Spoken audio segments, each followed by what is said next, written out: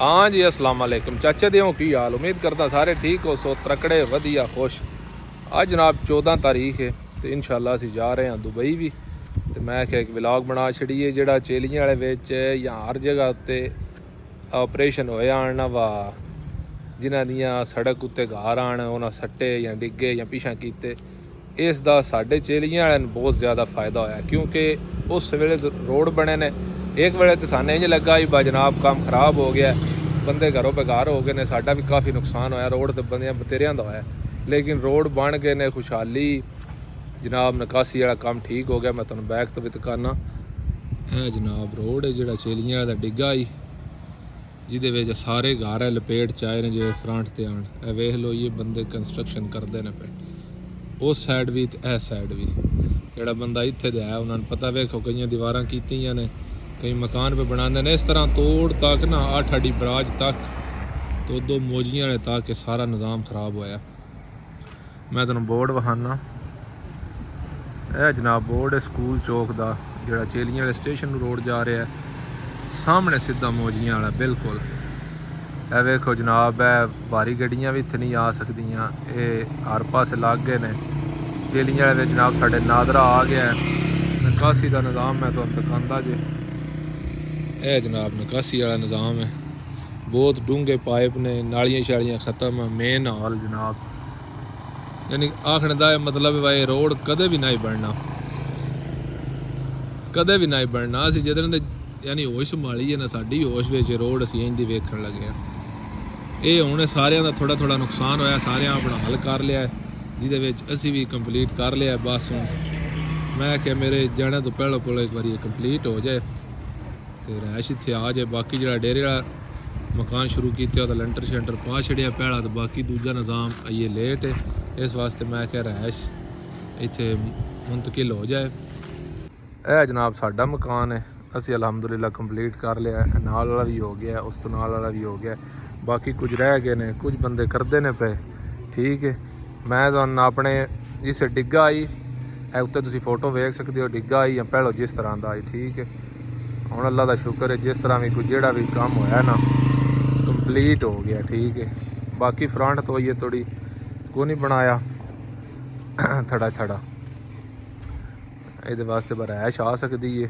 उस तो बाद इंशाल्लाह मैं तुम टुर जाना तो इंशाल्लाह ये भी बन जाएगा। ये तो बाद वेखिया कुरड़ हाउस हाजी फरदोस कुरड़ वल्द गुलाम रसूल कुरड़।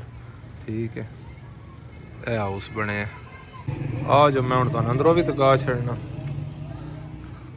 यह वेड़ा जनाब नवा बनाया सी वाला, अगे इत्थे बैठक आई जी डिग्गी है, लेकिन हुण ठीक हो गया, कंप्लीट रंग शंग हो गया सारा कुछ।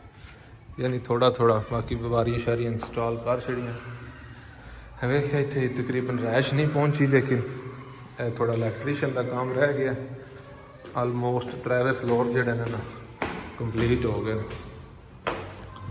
सान तो इंज ही लगा एक बारी काम खराब हो गया, दोबारा इस रैश से नहीं आ सकते। लेकिन अल्लाह का शुक्र है, अल्लाह पाक ने मदद की है तो सारा कंप्लीट दोबारा हो गया।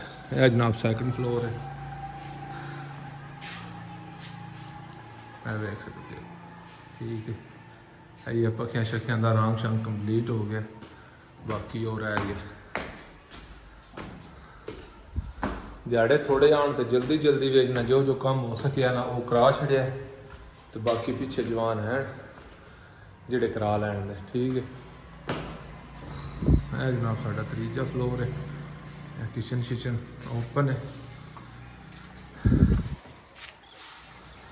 गलियां भी आलमोस्ट सारियां कंप्लीट हो गई हैं। ठीक है, अगे पौड़ी इत्थे बार बार आई, इत्थे जगह आई ना, लेकिन हुण इन्हें OTS विच इंस्टॉल किया जी उतां जा रही है छत तक। ठीक है, बाकी है फाइनल है कमरे ने, रंग शंग तकरीबन हो गया, दरवाजे रह गए ने, वो जनाब बंदे करते हैं फिर रंग। तो असी जनाब आए तुहाडे कोल दुबई। हुण जनाब गड्डियां नाल ड्राइवरां नाल गल्लां, जिहड़ा 3 महीने रेस्ट आई वो कर लिया, काम भी अल्लाह का शुक्र है कंप्लीट कर लिया। हुण ये मुतमिन ना, अगे इत्थे रिश्तेदारां दे मकान है, जूं जी डिग्गे आन ना वो उन्हां दा खाली आई तो उत्थे ही रैश रखी आई। ਤੇ ਹੁਣ ਅੱਲਾ ਦਾ ਸ਼ੁਕਰ ਹੈ ਰੈਸ਼ ਆਪਣੀ ਜਗ੍ਹਾ ਤੇ ਆ ਜੇ ਅਸੀਂ ਵੀ ਮੁਤਮਿਨ ਹੋ ਜਾਂਦੇ, ਘਰੇ ਵਾਲੇ ਘਰ ਆ ਜਾਣ। ਉਸ ਤੋਂ ਬਾਅਦ ਡੇਰੇ ਵਾਲਾ ਮਕਾਨ ਇਨਸ਼ਾਅੱਲਾ ਕੰਪਲੀਟ ਕਰਾਂਗੇ। ਉਹ ਤਾਂ ਬੜਾ ਲੰਮਾ ਪ੍ਰੋਜੈਕਟ ਹੈ, ਤੋ ਆਪਣੇ ਹਾਲਾਤ ਨਾਲੋਂ ਜ਼ਿਆਦਾ ਕੰਮ ਕਰ ਰਹੇ, ਲੇਕਿਨ ਇਨਸ਼ਾਅੱਲਾ ਅੱਲਾਹ ਪਾਕ ਮਦਦ ਕਰਨ ਦੇ ਕੰਪਲੀਟ ਹੋ ਜਾਏਗਾ। ਉਸ ਤੋਂ ਬਾਅਦ ਫਿਰ ਡੇਰੇ ਤੇ ਰੈਸ਼ ਲੈ ਜਾਂਦੇ। ਡੇਰਾ ਇਤਨਾ ਦੂਰ ਕੋਈ ਨਹੀਂ, ਨਜ਼ਦੀਕ ਹੈ, ठीक है। बाकी जनाब लव यू हो गया, हंसते रहो हंसते रहो। आज जनाब मेहमान भी आ रहे हैं, तो क्योंकि अलविदा करना ना परदेसियां ने। इंशाल्लाह राती 12-1 बजे निकल आते, कल सुबह 6 बजे की फ्लाइट है। अल्लाह पाक खैर रखी कि इंशाल्लाह दुबई मिलते हैं दुबई में, ठीक है। गड्डी खड़ी है, इंशाल्लाह अगला विलाग गड्डी जाके कड्डां दे स्टार्ट स्टूट करांगे, मगर ट्रैला शरैला पा के अगला ब्लॉग शुरू करांगे, ठीक है। अल्लाह दे वाले हंसते रहो हंसते रहो। पाकिस्तान जिंदाबाद।